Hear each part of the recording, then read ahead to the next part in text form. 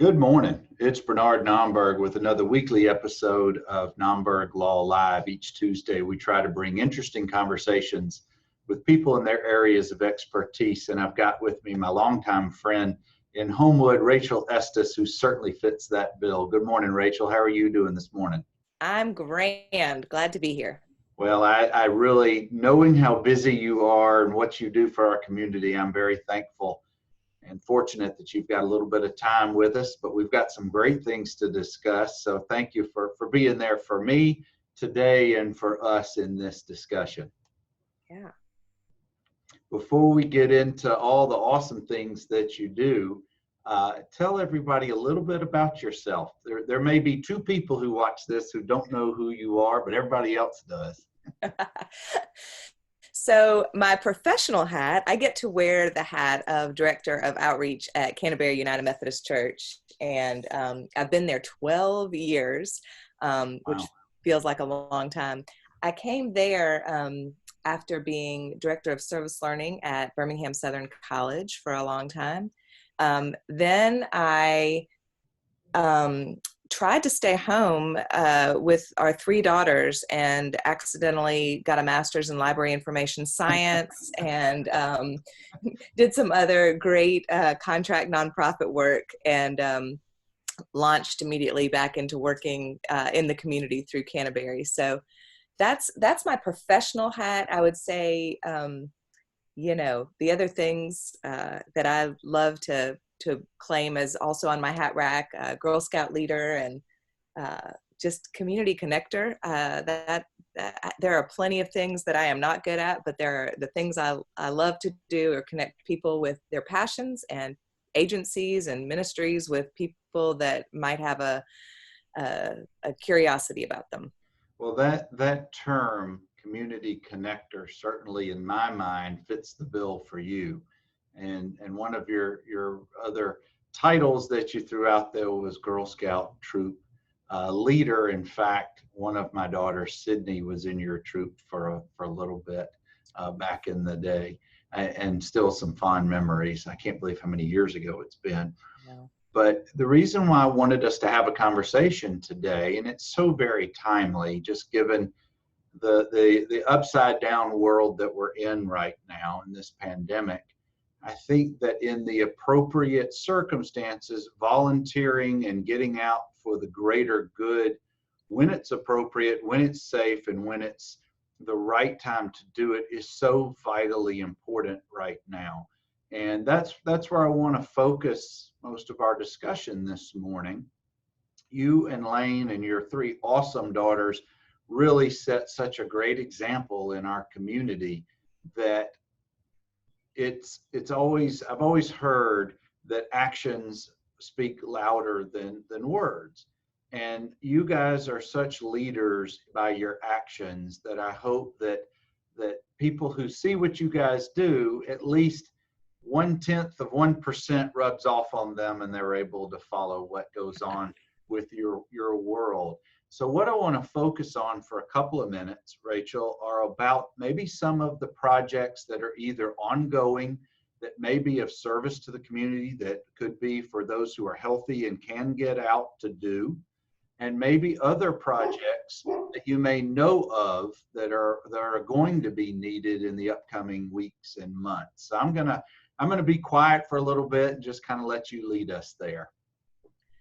Sure. Well, it's been a funny balance of the hands-on activities have dwindled a bit, and yet some still exist. I can tell you that there is a huge need for blood donation. So anyone that is healthy and able and willing, blood donation, I encourage you to. I downloaded the app, which was actually kind of fun. I'm not technological, but I downloaded the app, and the app had on there all of my donations since 1991, which was pretty cool because I certainly didn't. I mean, they had tracked me even through my maiden name. So making an appointment and donating blood could not be easier and more needed at this point. So that's one thing a healthy volunteer can do. Meals on Wheels has a couple of different ways that folks can volunteer. Starting today, they've gone, instead of hot meals every single day, for the meantime, we're delivering a box of frozen meals that will be for the week. So it's one delivery for the week, but that is something that they're going to need. A lot of Meals on Wheels volunteers are often retired volunteers, and those are folks that are now sheltering in place. And so there's kind of a need for an influx of new folks there. Very easy to sign up and kind of get the online training there. Meals on Wheels is also asking for people to volunteer to help call some of their clients. That's an easy job anybody can do, whether you are sheltering in place or able to get out. That's a phone call. Meals on Wheels is critical for two things. One is to get food to people, but it's also a point of contact. It's also seeing someone in their home and making eye contact, and so making these phone calls. And that's, again, Meals on Wheels has made it incredibly easy. You go to their website and can click on to call. In addition to that, I think that, for a while we were able to provide some sack lunches to various ministries serving the homeless, but that, because of social distancing, and has slowed down a bit until they can figure out different ways to do that. So I tell everybody, just pause on that because it's still a need. I know that Pathways Shelter is serving 30 women every single day for lunch and dinner. So people that love to make soup or giant casseroles, or can get together with three friends, not get together, but if three friends can partner, socially distanced partner from their own homes, make a meal for 10 people and get it ways, I know that would be welcomed. Another odd request, but very needed, is all the shelters are doing absolutely tons more laundry than they've ever done before. So laundry detergent dropped off at any of the doors of Pathways, Salvation Army, Jimmy Hale, First Light Shelter, Firehouse Ministries. Just those are some odd things that people don't think about. So it's the hands-on part, I think, is really going to come in the months to come. What we're already seeing with job loss and just systems changing, there's going to be a huge need for people just to show up. And I think too, a lot of the agencies that I know of have a spring fundraiser that got thrown off of kilter, which means that, they're functioning at full capacity and don't have the opportunity to make their money. So people who have funds and can share those would be great. Well, those are some excellent ideas, and we'll put the links to as many of these as we can in the comments section. And we want to make sure, I know you've stressed it and I've stressed it, but I want to stress it again. Although all of these types of situations are in need of volunteers and your man hours or your phone calling, please make sure that whatever your community standards are right now, whether it's shelter in place or whatever it may be, that you follow those proper health and safety guidelines and protocol. There will be plenty of time after all of this is lifted, and maybe much more so needed in the weeks and months ahead, by showing up, by making donations, whether it's your money, your time, your assets, whatever it is. Rachel is a never-ending source of things that people can go and do, or you can do from your home. And that's kind of what we're talking about today. Now, Rachel, this is something that is part of your family's lifestyle, and it's part of many other families' lifestyles, and we try to do our part.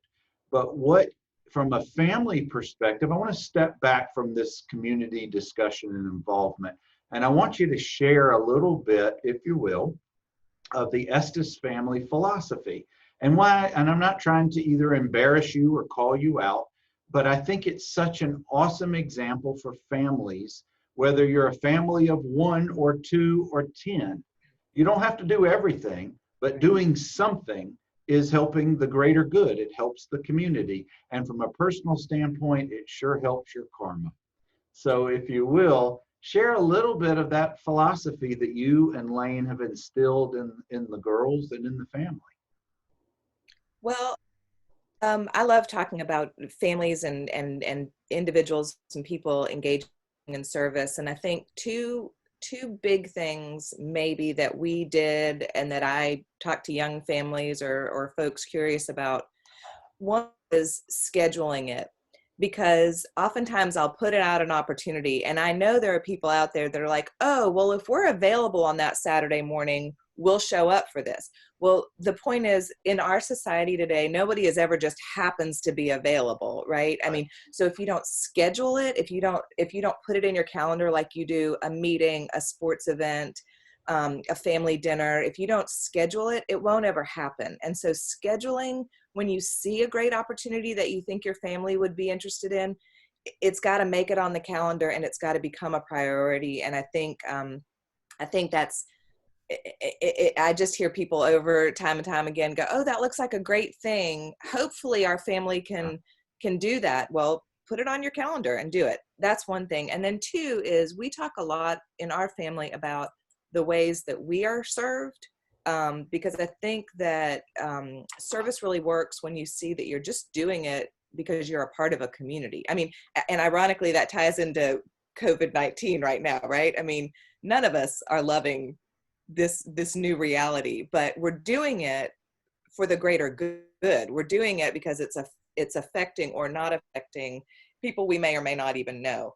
And I think the whole point about service is, it can be dangerous when people say, well, we're going to do this for other people, rather than, oh, it's our turn to do this because we're going to be helped this way. And so we talk about, I was in a wreck, and people brought us food and people helped us do projects. And so I'm always using the ways our family has been helped when we talk about going to do for others. And it creates that mutuality. It creates, we're doing things because other people do things for us, and that's just the best way a healthy community works. It is.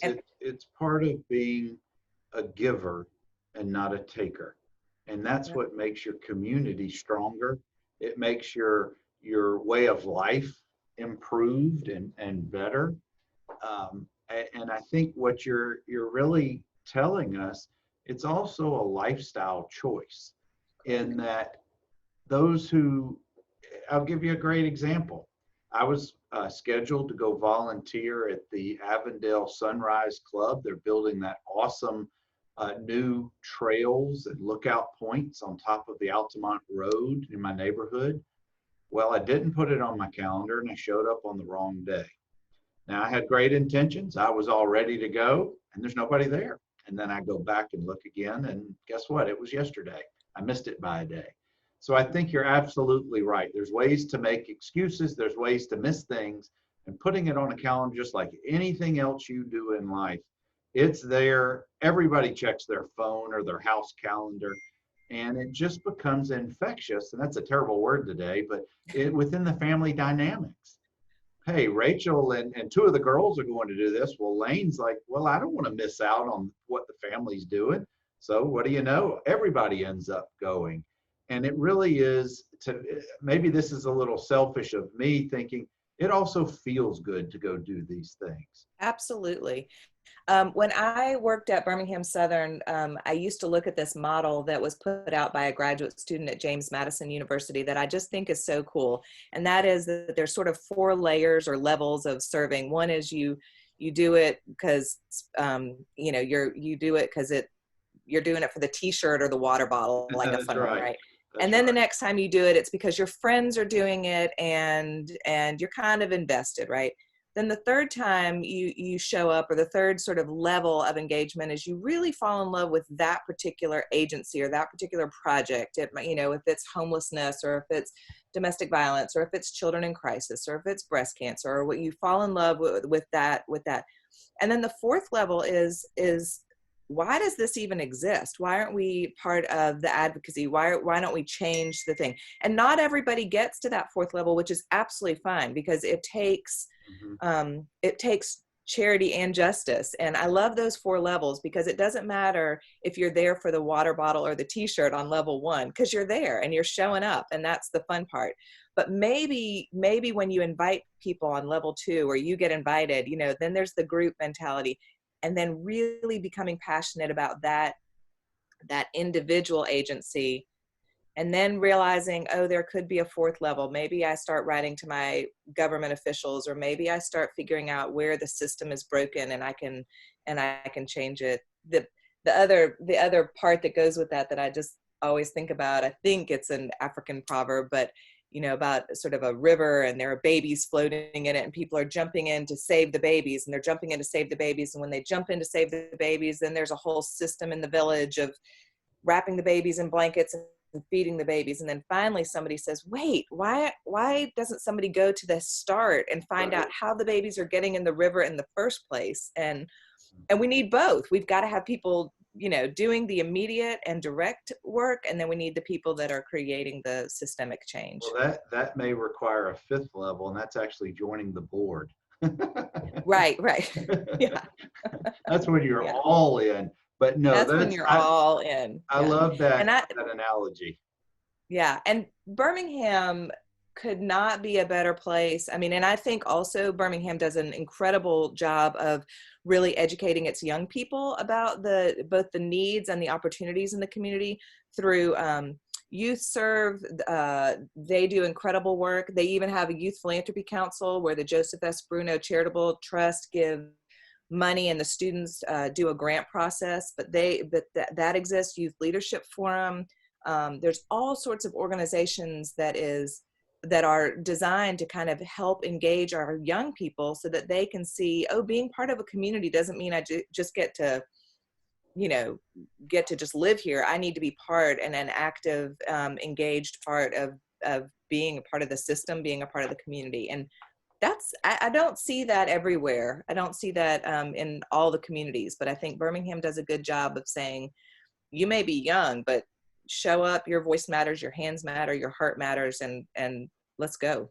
You know, that's so true. And when the children see how important it is to their parents or to their friends or teachers or people that they look up to, they maybe there's a little bit of FOMO in there, and they want to jump in and get involved in some way. And I'm so proud. There's so many kids, not just with our 2 respective families, but so many children, so many families who do so much for our community. And guys, for those of you just joining us, I'm talking with Rachel Estes, a community connector, and we're talking about all of the opportunities that are out there, either currently now, if you're healthy and can follow proper protocols, or, and maybe even more importantly, in the upcoming weeks and months of what's going to be needed. And that's kind of where I want to go, Rachel, for a few more minutes before we conclude.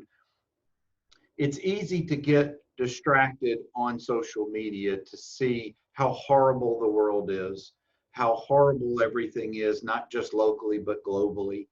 But what I try to focus on, and maybe this is the optimist in me, I want to see those stories that John Archibald is pulling out of people and putting online.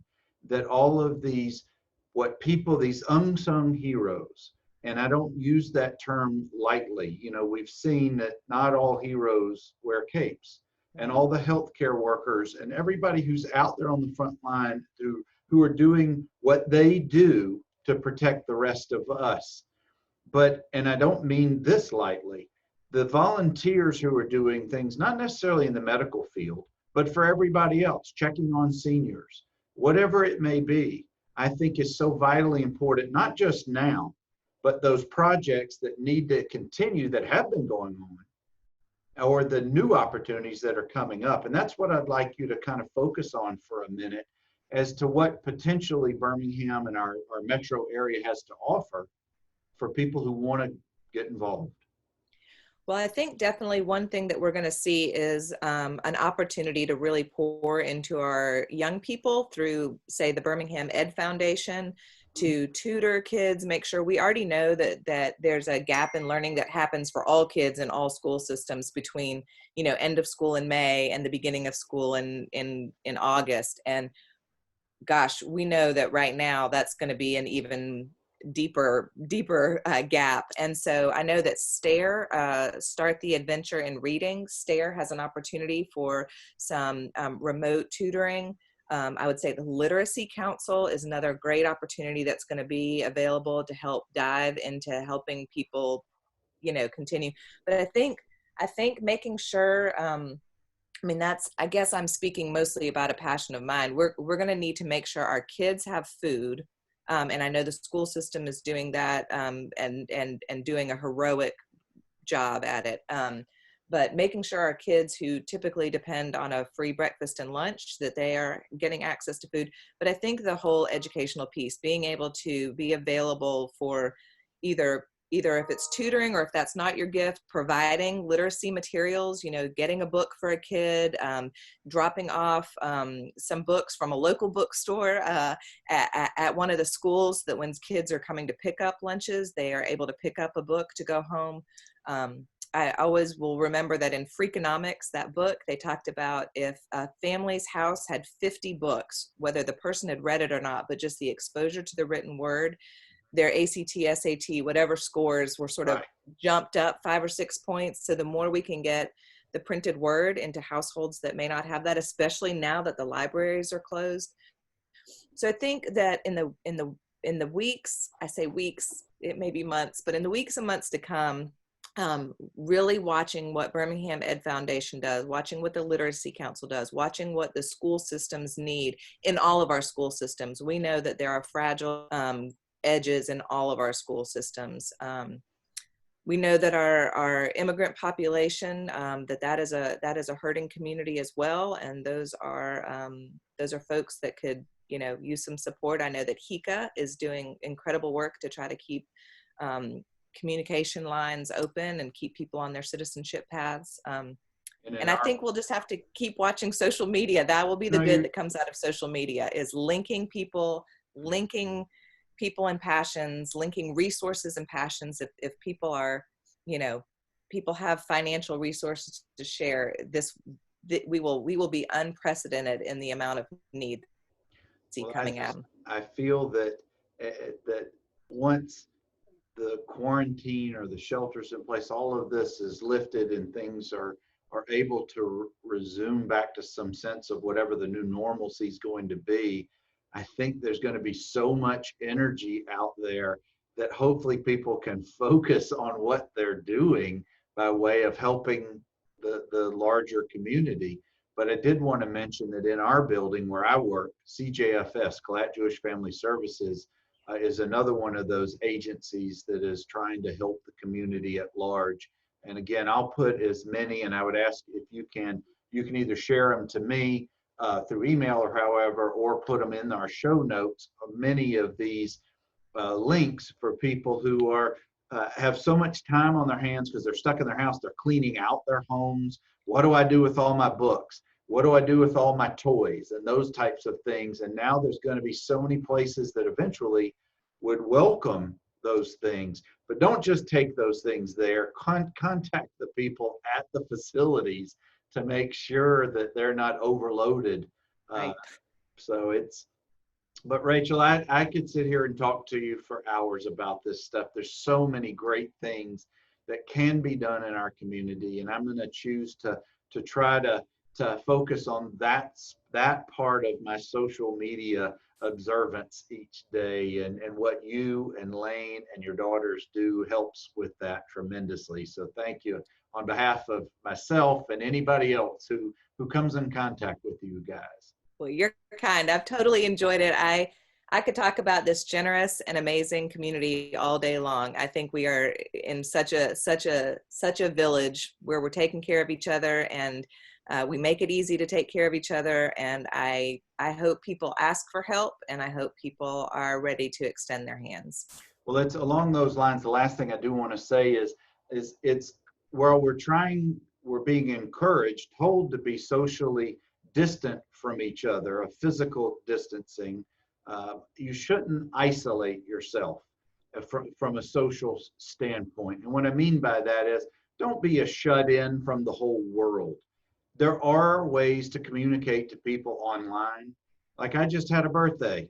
They threw a lawn birthday party for me. It was so awesome. My girls threw this together. We had family over. Everybody was in their quadrants of the yard. And then there was a parade that came by of friends and family that wished me happy birthday. Be creative. Get out there and do the things that are socially responsible way to do them. But I certainly would encourage that. But Rachel, thank you. Thank you again. Sure, and let me put in one plug. Uh-huh. I just realized I'm going to be hosting a community TEA. You can bring your hot tea, your cold tea, your Long Island tea, but at 3 o'clock on Tuesdays and Thursdays, starting this Thursday, with different community partners. So One Place Family Justice Center will be this, and I'll put these in your show notes. But this Thursday will be the first one. Allison Deering is the executive director. And they'll next Tuesday will be Firehouse Shelter. The executive directors will have a chance to share both kind of what they do generally in the community, but then also what their needs are during this time. So a Zoom call, I think, can take up to 100 people. That would be fabulous if we shut down Zoom. But if people are curious about various agencies and kind of what's happening now and in the future, I'm happy to welcome anybody to that. Awesome, awesome, awesome. Today is, this conversation is on March 21st. What day is it? March 31st. March 31st, I think, yeah. Today's Tuesday, March 31st, and the first one is this Thursday, April 2nd. Is that Correct. right? At what time? At 3 p.m. Central. Okay. And we'll And make sure I'll put in your, I guess, underneath our notes or in the comments. We'll put it in the comment section for anybody who's interested. Rachel, my big regards and a big virtual hello to Lane and the kids. And thank you again for such an awesome conversation. Thanks for having me. Guys, have a great Tuesday. You too. You too. And as we try to, guys, every Tuesday, interesting conversations with people in their areas of expertise.